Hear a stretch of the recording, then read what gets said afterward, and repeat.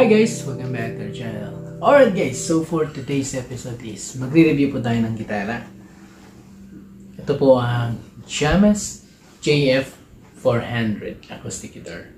Let's begin! Alright guys, so itong ating James na electric guitar is a 0000 OM guitar na medium size. Hindi siya ganun kaliit. And hindi rin siya ganun sa yung standard size, no?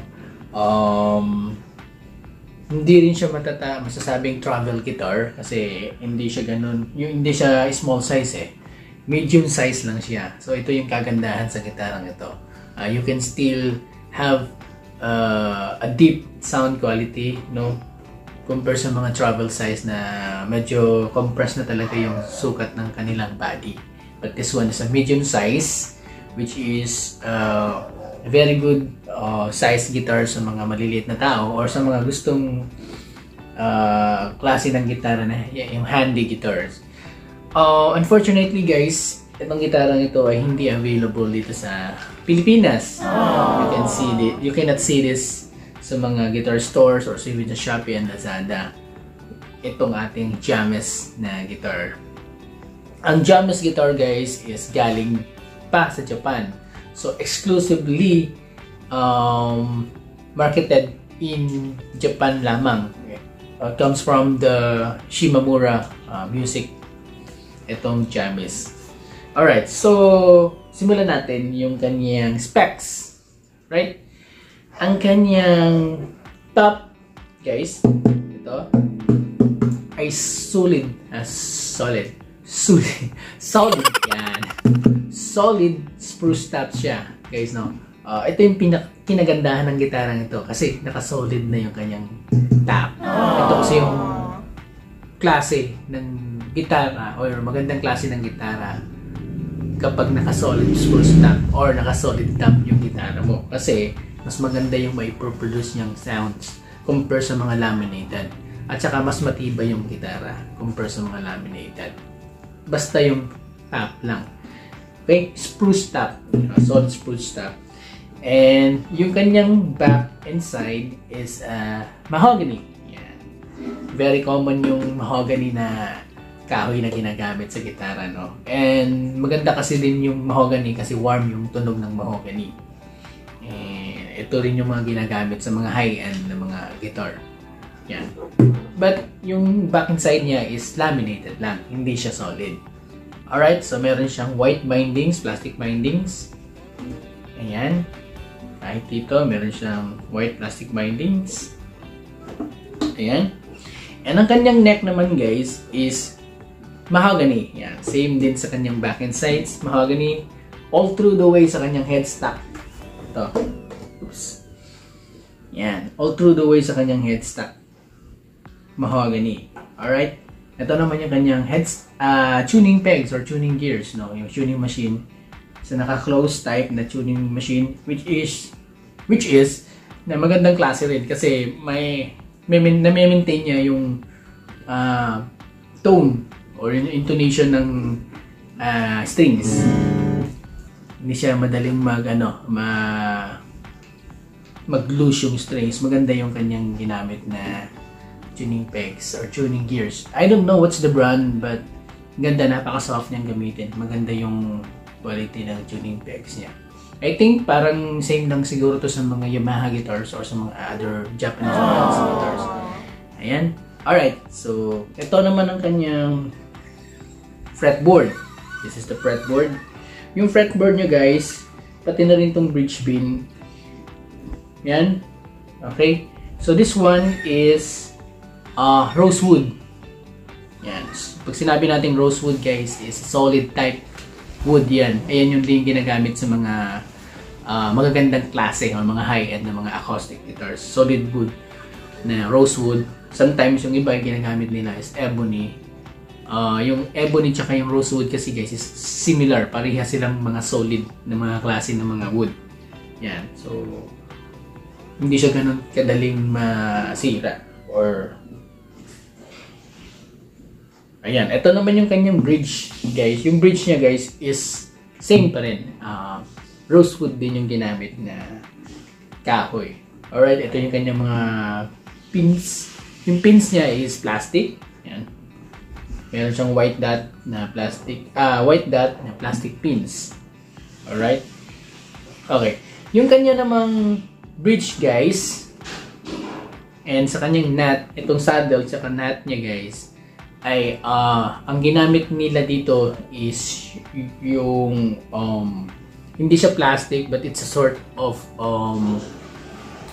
ivory na parang processed ivory, or sometimes na para siyang GrabTech, yung new bone yung ginamit nila.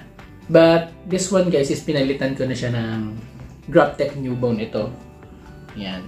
Nagpalit na tayo ng nut at saka ng saddle. Ang brand nito, guys, is yung GrabTech new bone.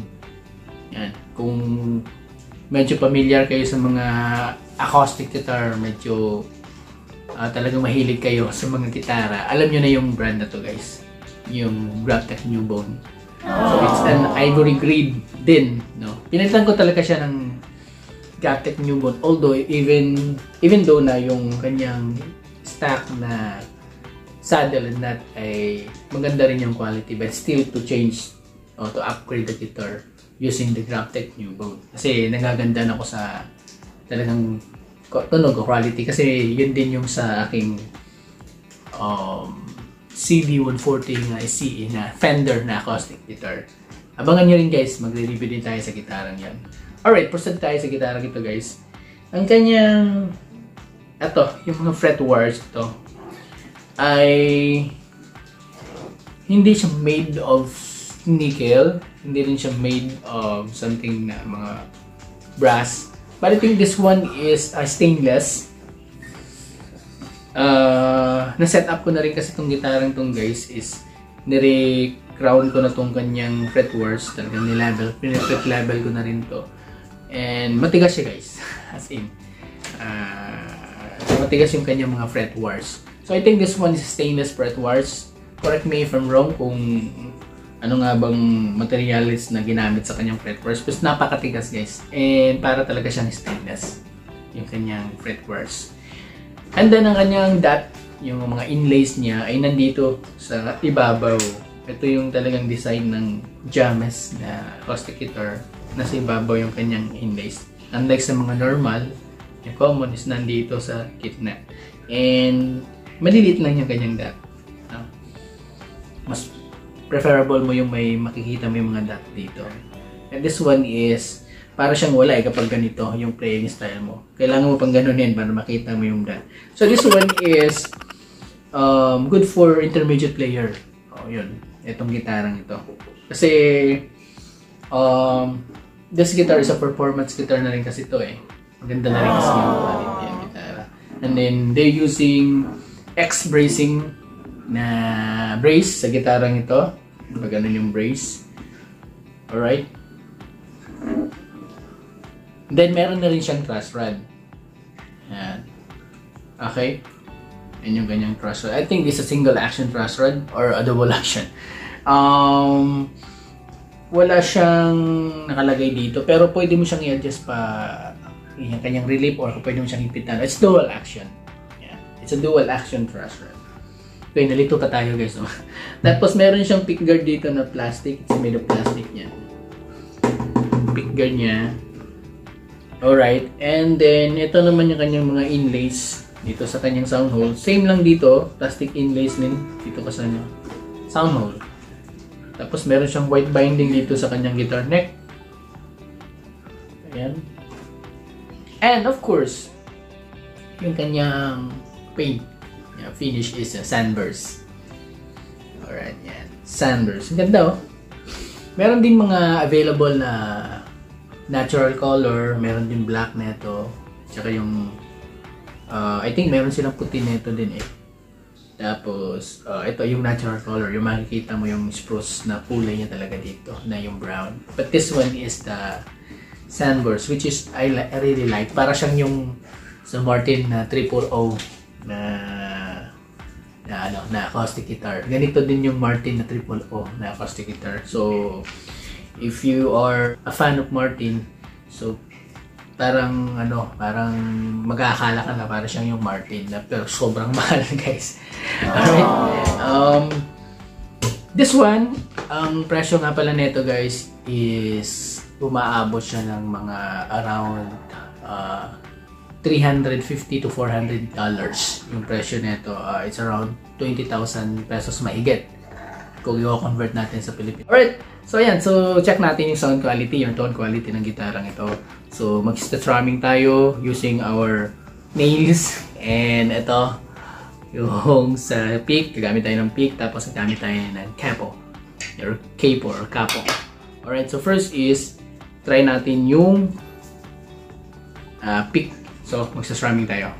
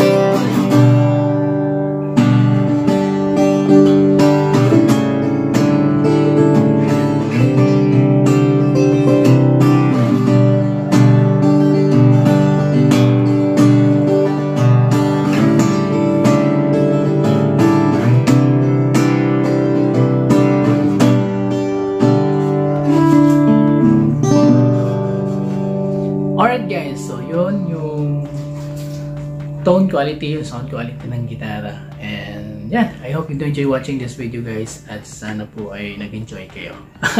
You enjoy watching this video at sana po ay nag-enjoy kayo.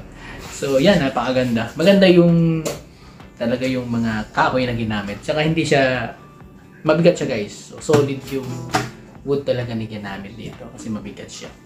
Alright? Okay? So, thank you for watching and have a nice day. Enjoy!